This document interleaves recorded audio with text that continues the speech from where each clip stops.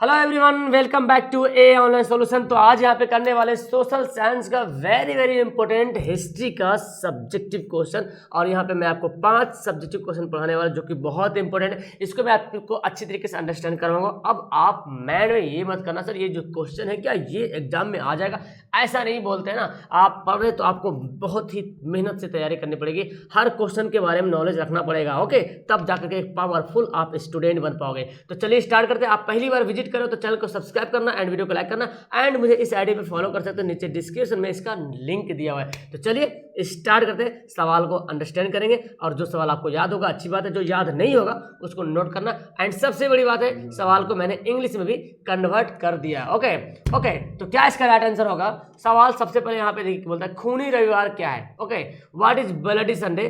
खूनी रविवार क्या है? देखिए पढ़ते हैं, आपको मुझे उम्मीद है कि आपको ये सवाल याद होगा कि इसका आंसर क्या होता है, ठीक है ना। 1905 ईस्वी के रूस जापान युद्ध में हुआ था, ठीक है ना। 1905 में रूस और जापान युद्ध हुआ था। इस युद्ध में जो है रूस जो है एशिया के एक छोटे से देश जापान है ना, रूस और जापान में क्या हुआ था, युद्ध हुआ था। तो रूस जो है वो जापान से हार गया था, पराजित हो गया था। अब पराजित हो गया भाई तो अपमान के कारण जनता ने क्रांति कर दी। भाई जनता बोले अरे यार छोटा सा देश जापान, छोटा सा देश, उससे जो है रूस हार गया। ओके, तो ये क्या हो गया, एक प्रकार का अपमान हो गया। ओके, तो बोला गया जनता क्या किया, जनता ने क्रांति कर दी, यार ऐसा काम नहीं चलेगा, हमारा देश कैसे हार जाएगा। तो 9 जनवरी 1905 ईस्वी लोगों का समूह जो है प्रदर्शन करते हुए सेंट पीटर्सबर्ग स्थित महल की ओर जा रहे थे। मतलब सभी लोग मतलब क्या बोलते, क्रांति करने मतलब धरना दे दिया, लोग का हुजूम हो गया, भीड़ हो गया, ठीक है। और वो क्रांति करते करते क्या हुआ, नारा लगाते हुए मतलब सेंट पीटर्सबर्ग की महल की ओर जा रहे थे। अब जो वहाँ का जो जार था है ना, रूस में ऐसे भी राजा को जार बोला जाता था, आपको पता है ना, रूस के शासक को जार बोला जाता था। तो उसका जार का जो सेना था ना, उन निहत्थे लोगों पर गोलियां बरसा दी और हजारों लोग वहाँ पे मारे गए। मतलब पूरा ब्लड, पूरा खून, रोड जो सड़क जो पूरा ब्लड हो गया। और वो दिन था रविवार, पूरा खून से पूरा लथपथ हो गया जगह जहाँ पे गोली मारा गया है ना। तो इसलिए उसको नाम दे दिया गया खूनी रविवार, और इसलिए उसको खूनी रविवार के नाम से जानते हैं, ठीक है ना। तो याद हो जाए, कुछ हार्ड सा सवाल नहीं, बस आपको कुछ मेन पॉइंट याद रखना है। और मेन पॉइंट क्या याद रखना है मैं आपको बताता हूँ। 1905 में जापान और रूस का युद्ध हुआ था, ये याद रखना है। हार गया तो जनता ने क्या किया, क्रांति किया। 9 जनवरी 1905 को जो है ये वाला याद रखना, सेंट पीटर्सबर्ग महल की ओर जा रहे थे है ना, और जार की जो सेना था वो गोलियां बरसा दी निहत्थे लोगों पे, बहुत सारे लोग मारे गए, रविवार का दिन था और इसीलिए इसको खूनी रविवार कहते हैं। ये हो गया की पॉइंट, इसको आप समझ लीजिए। इंग्लिश वाले भी यहाँ पे देख लो, फटाफट इसको कॉपी कर लो तुम लोग और पेस्ट कर लो अपने कॉपी पे। ओके, आगे बढ़ते हैं। अक्टूबर क्रांति क्या है, ये भी सवाल आपको बहुत देखने को मिलता है कि अक्टूबर क्रांति क्या है जी। तो आइए हमको इसको अंडरस्टैंड करना है, अक्टूबर क्रांति होता है क्या। आपको एग्जाम में ऑब्जेक्टिव सवाल अक्सर आता है कि व्हाट इज अक्टूबर क्रांति। 7 अक्टूबर 1917 को, तो सवाल बन गया अक्टूबर क्रांति कब हुई थी, 1917 को। 7 अक्टूबर 1917 को जो क्रांति हुई थी उसका नाम है अक्टूबर क्रांति। बोल्शेविकों ने पेट्रोग्राद के स्टेशन, बैंक, डाकघर, टेलीफोन केंद्र, कचहरी तथा अन्य सरकारी भवनों पर अधिकार कर लिया था। कौन कर लेता? बोल्शेविकों ने, एक संगठन था बोल्शेविकों ने पेट्रोग्राड के स्टेशन को और बैंक, डाकघर, बैंक हो गया, डाकघर हो गया, टेलीफोन केंद्र हो गया, कचहरी हो गया, अन्य सरकारी जो भवन था सबको क्या कर लिया, अधिकार कर लिया, सबको कब्जा कर लिया। कौन क्या कब्जा? बोल्शेविकों ने। याद रखिए इसको बोल्शेविक क्रांति भी कहा जाता है बाबू, है ना। अक्टूबर क्रांति बोल्शेविक क्रांति नीचे भी लिखा हुआ है, ठीक है ना। तो बोल्शेविक ने क्या किया था, पेट्रोग्राद, ये एक नया वर्ड है, पेट्रोग्राड ने स्टेशन और बैंक, डाकघर और टेलीफोन केंद्र, कचहरी, अन्य सरकारी भवनों पर क्या किया, अधिकार कर लिया, मतलब कब्जा जमा लिया। कैसे? अभी जैसे कि तालिबान जो है कब्जा कर लिया अफगानिस्तान, तो उसी तरह से करेंस्की भाग गया। अब जो वहाँ का जो राजा था करेंस्की वहाँ से भाग गया और शासन की बागडोर जो है बोल्शेविकों के हाथों में आ गई। यानी कि कैसे, एकदम सेम टू सेम जैसे बांग्लादेश में भागा वहाँ के जो प्रधानमंत्री था वहाँ का जो भागा, तो यहाँ पे वही हाल हो रहा, करेंस्की जो भाग गया। अब जो कब्जा किया था बोल्शेविकों ने, उनके हाथों में पूरा बागडोर आ गया। अब वो चलाएगा।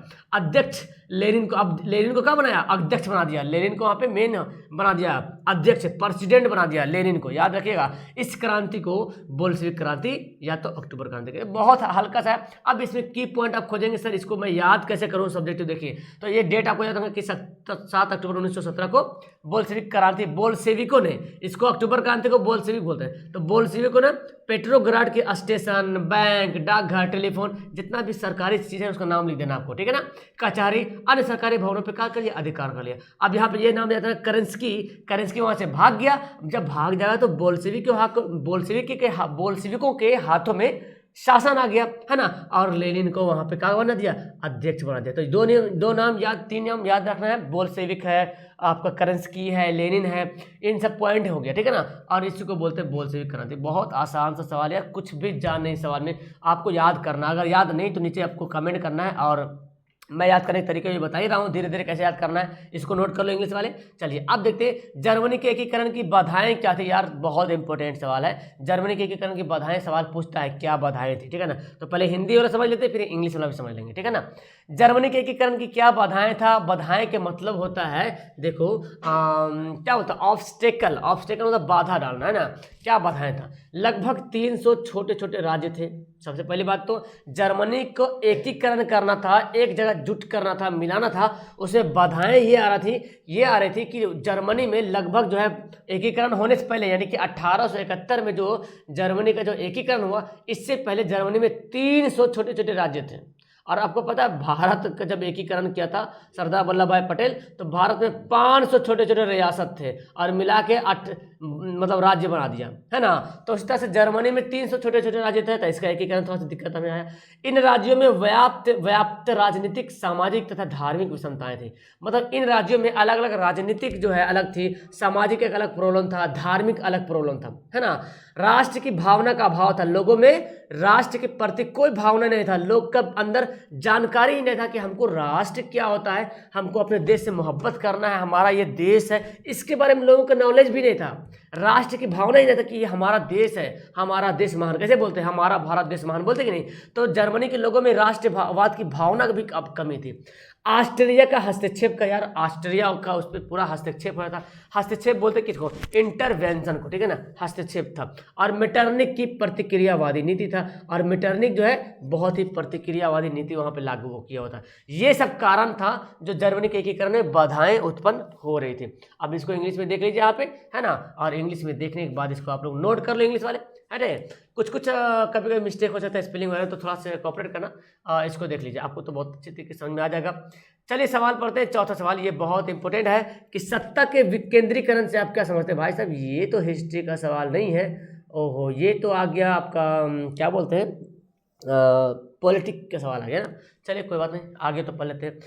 एक स्थान पर सत्ता के विकेंद्रीकृत होने पर विकास का कार्य नहीं हो सकता, ठीक है ना। अगर मान ले कि एक सेंटर है, सारा सत्ता का पावर जो है इस पे आ जाए, इतना बड़ा देश है और सब पावर एक जगह आ जाए, तो और बाकी अलग अलग जगह जो है ना उसका विकास नहीं हो पाएगा।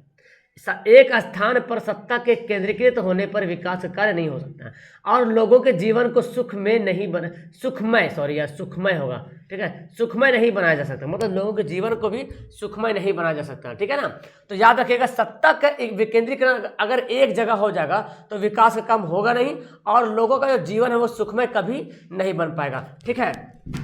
ओके, इसी कारण सत्ता को कई स्तरों पर बांटा गया। अब देखो इसी कारण जो है ना, जो सत्ता है ना, सत्ता नहीं होगा, सत्ता को, ठीक है ना, सत्ता को जो कई जो है स्तरों में बांट दिया गया, ठीक है ना।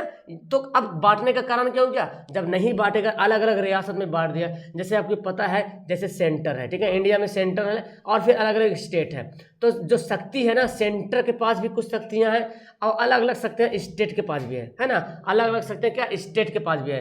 तो स्टेट का अलग उसका पावर दिया गया है, क्योंकि स्टेट अपना पावर यूज करेगा, सत्ता जो सेंट्रल सरकार होगा वो अलग पावर यूज करेगा, और कुछ पावर ऐसे होते हैं जो सेंट्रल जो है वो स्टेट पे भी लागू करता है। तो सत्ता का विकेंद्रीकरण इसलिए जरूरी है। अगर एक जगह पावर हो जाएगा, एक जगह सत्ता हो जाएगा, तो मतलब गड़बड़ आ जाएगा, विकास का काम नहीं हो पाएगा, इसलिए अलग अलग सभी स्टेट में भी पावर दे दिया गया है, ठीक है ना। तो ये जरूरी है। ओके, अब आगे पढ़ते हैं। इटली के एकीकरण में ऑस्ट्रिया की क्या भूमिका थी। बहुत इंपॉर्टेंट सवाल है कि इटली का जो एकीकरण हुआ था उसमें ऑस्ट्रिया है ना, ऑस्ट्रिया नहीं, ऑस्ट्रिया की भूमिका क्या थी। अब देखिए, इटली जर्मनी का एकीकरण, इटली जो है, इटली जर्मनी का एकीकरण ऑस्ट्रिया की शर्त पर हुआ था। इटली और जर्मनी, इटली का भी एकीकरण और जर्मनी का भी एकीकरण, यहाँ पे दोनों आ गया है। खैर, इटली और जर्मनी का एकीकरण जो है ऑस्ट्रिया की शर्त पर हुआ था। क्या हुआ था? क्योंकि इटली एवं जर्मनी के प्रांतों पर ऑस्ट्रिया का आधिपत्य था भाई साहब, और उसी का हस्तक्षेप था। मतलब इटली पर भी और जर्मनी पर भी। अभी जिससे पहले जस्ट सवाल पढ़े थे क्या, कि जर्मनी का जो एकीकरण में जो बाधाएं आ रही थी, क्या आ रही थी? ऑस्ट्रिया का हस्तक्षेप हुआ था, है ना जी। ऑस्ट्रिया का दमनकार नीति यूज कर रहा था। तो यहाँ पे भी इटली में भी वही किया था, इटली में भी और जर्मनी में, दोनों पर जो अधिकार किसका था? ऑस्ट्रिया का अधिकार था, ठीक है ना। ऑस्ट्रिया को इटली और जर्मनी को बाहर करके ही दोनों का एकीकरण संभव था। अगर दोनों का एकीकरण करना है तो क्या करना पड़ेगा? करना यही पड़ेगा कि दोनों को जो है वो बाहर करना पड़ेगा, ठीक है। दोनों को मतलब ऑस्ट्रिया को निकालना पड़ेगा बाहर। बोला क्या जा रहा, अगर एकीकरण करना है ऑस्ट्रेलिया और जर्मनी को, इटली और जर्मनी को एकीकरण करना है तो ऑस्ट्रिया को बाहर निकालना पड़ेगा, है ना। तो बिना ऑस्ट्रिया को बाहर निकाले एकीकरण नहीं हो सकता। यहाँ बोल रहा इटली, ऑस्ट्रिया को इटली और जर्मनी से बाहर करके ही दोनों का एकीकरण संभव है। जाहिर सी बात है, क्योंकि दोनों पर जो है ऑस्ट्रिया ने कब्जा कर लिया। अब इटली को एकीकरण होना है या जर्मनी को एकीकरण होना है तो ऑस्ट्रिया को मार के भगाना पड़ेगा, ऑस्ट्रिया को, है ना, तभी एकीकरण हो पाएगा। अब दोनों राष्ट्र ने ऑस्ट्रिया को बाहर निकालने के लिए विदेशी सहायता भी लिया, तो इसीलिए भूमिका रहा है ना।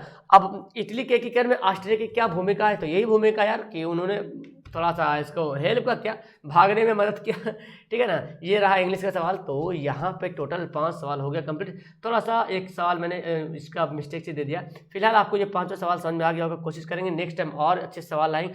आप मुझे कमेंट करेंगे कि सोशल का कौन सा पार्ट है, यानी कि सोशल में कौन सा क्या बोलते हैं बुक है, यानी कि इकोनॉमिक्स है या पॉलिटिक्स है या हिस्ट्री है, जो आपको ज़्यादा डिस्टर्ब करता है सोशल याद करने में। तो मैं कोशिश करूँगा उस पर ज़्यादा वीडियो बनाने की, ओके। और इस तरह से मैं अंडरस्टैंड करवाऊंगा तो आपको माइंड में तो 50% ऑटोमेटिक हम सेव हो जाना है, बाकी आप नोट करोगे और सेव हो जाएगा, ओके। तो वीडियो को करते हैं लास्ट। आप लोग पहली बार आए तो चैनल को सब्सक्राइब करना और वीडियो को लाइक करना मत भूलना।